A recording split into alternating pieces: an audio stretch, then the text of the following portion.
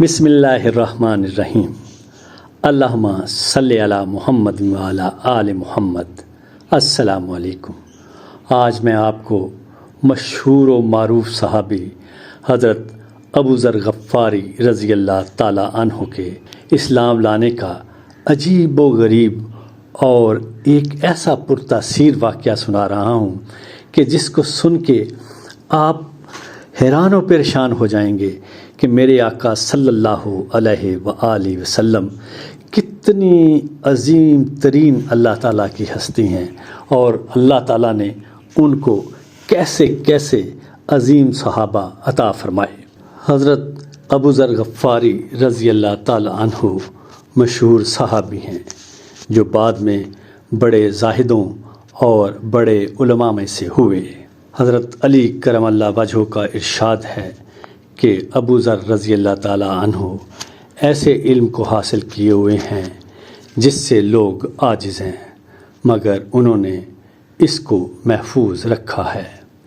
جب ان کو حضور اقدس صلی اللہ علیہ وآلہ وسلم کی نبوت کی پہل خبر ہوئی تو انہوں نے اپنے بھائی کو حالات کی تحقیق کے واسطے مکہ بھیجا کہ جو شخص یہ دعویٰ کرتا ہے کہ میرے پاس وحی آتی ہے اور آسمان کی خبریں آتی ہیں، اس کے حالات معلوم کریں اور اس کے کلام کو غور سے سنیں۔ وہ جب مکہ آئے اور حالات معلوم کرنے کے بعد اپنے بھائی سے جا کر کہا کہ میں نے ان کو اچھی عادتوں اور عمدہ اخلاق کا حکم کرتے دیکھا اور ایک ایسا کلام سنا جو نہ شعر ہے نہ کاہنوں کا کلام ہے۔ حضرت ابو ذر رضی اللہ تعالی عنہ کی اس مجمل سی بات سے تشفی نہ ہوئی تو خود سامان سفر کیا اور مکہ پہنچے اور سیدھے مسجد حرام میں گئے۔ حضور صلی اللہ علیہ وآلہ وسلم کو پہچانتے نہیں تھے اور کسی سے پوچھنا مصلحت کے خلاف سمجھا۔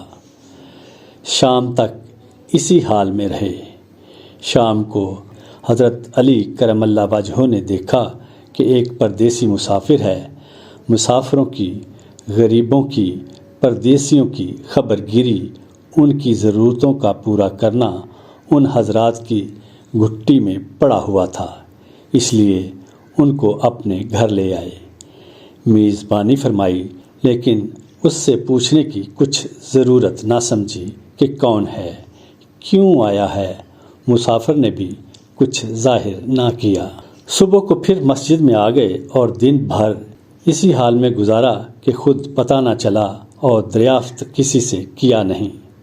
غالباً اس کی وجہ یہ ہوگی کہ حضور صلی اللہ علیہ وسلم کے ساتھ دشمنی کے قصے بہت مشہور تھے۔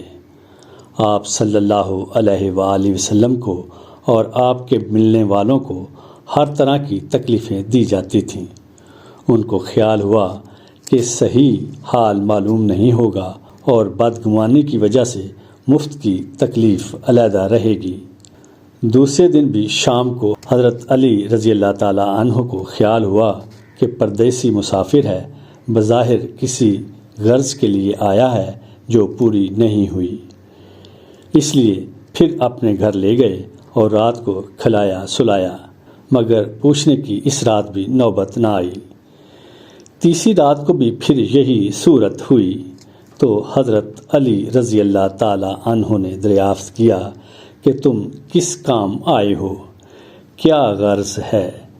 تو حضرت ابو ذر رضی اللہ تعالی عنہ نے اول ان کو قسم اور عہد و پیمان دیے اس بات کے کہ وہ صحیح بتائیں، اس کے بعد اپنی غرض بتلائی۔ حضرت علی کرم اللہ وجہہ نے فرمایا کہ وہ بے شک اللہ کے رسول ہیں اور صبح کو جب میں جاؤں تو تم میرے ساتھ چلنا، میں وہاں تک پہنچا دوں گا، لیکن مخالفت کا زور ہے، اس لیے راستہ میں اگر مجھے کوئی شخص ایسا ملا جس سے میرے ساتھ چلنے کی وجہ سے تم پر کوئی اندیشہ ہو تو میں پیشاب کرنے لگوں گا یا اپنا جوتا درست کرنے لگوں گا تم سیدھے چلے چلنا، میرے ساتھ ٹھہرنا نہیں، جس کی وجہ سے تمہارا میرا ساتھ معلوم ہو۔ چنانچہ صبح کو حضرت علی کرم اللہ وجہہ کے پیچھے پیچھے حضور صلی اللہ علیہ وآلہ وسلم کی خدمت میں پہنچے۔ وہاں جا کر بات چیت ہوئی، اسی وقت مسلمان ہو گئے۔ حضور اقدس صلی اللہ علیہ وآلہ وسلم نے ان کی تکلیف کے خیال سے فرمایا کہ اپنے اسلام کو ابھی ظاہر نہ کرنا، چپکے سے اپنی قوم میں چلے جاؤ، جب ہمارا غلبہ ہو جائے اس وقت چلے آنا۔ انہوں نے عرض کیا، یا رسول اللہ صلی اللہ علیہ وآلہ وسلم، اس ذات کی قسم جس کے قبضے میں میری جان ہے کہ اس کلمہ توحید کو ان بے ایمانوں کے بیچ میں چلا کر پڑھوں گا۔ چنانچہ اسی وقت مسجد حرام میں تشریف لے گئے اور بلند آواز سے اشہد اللہ الہ الا اللہ و اشہد ان محمد الرسول اللہ پڑھا۔ پھر کیا تھا، چاروں طرف سے لوگ اٹھے اور اس قدر مارا کہ زخمی کر دیا، اتنا زخمی کہ مرنے کے قریب ہو گئے۔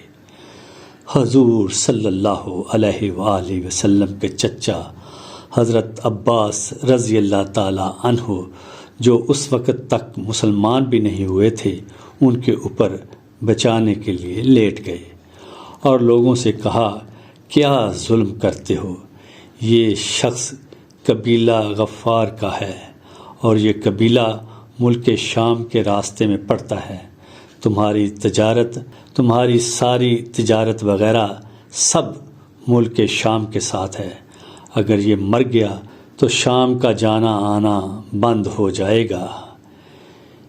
اس پر ان لوگوں کو بھی خیال ہوا کہ ملک شام سے ساری ضرورتیں پوری ہوتی ہیں، وہاں کا راستہ بند ہو جانا مصیبت ہے، اس لیے ان کو چھوڑ دیا۔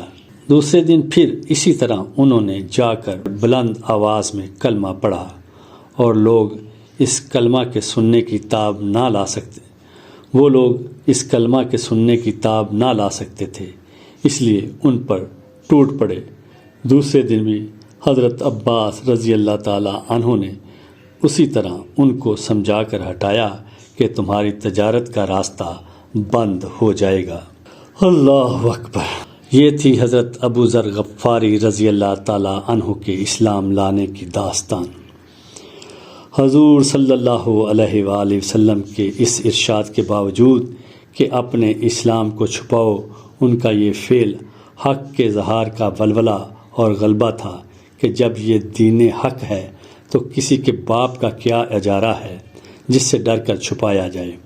اور حضور صلی اللہ علیہ وآلہ وسلم کا منع فرمانا شفقت کی وجہ سے تھا کہ ممکن ہے تکالیف کا تحمل نہ ہو، ورنہ حضور صلی اللہ علیہ وآلہ وسلم کے حکم کے خلاف صحابہ رضی اللہ تعالی عنہ کی یہ مجال ہی نہ تھی۔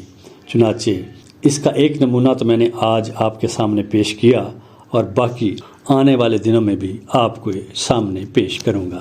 اجازت دیجیے، وما علینا الا البلاغ۔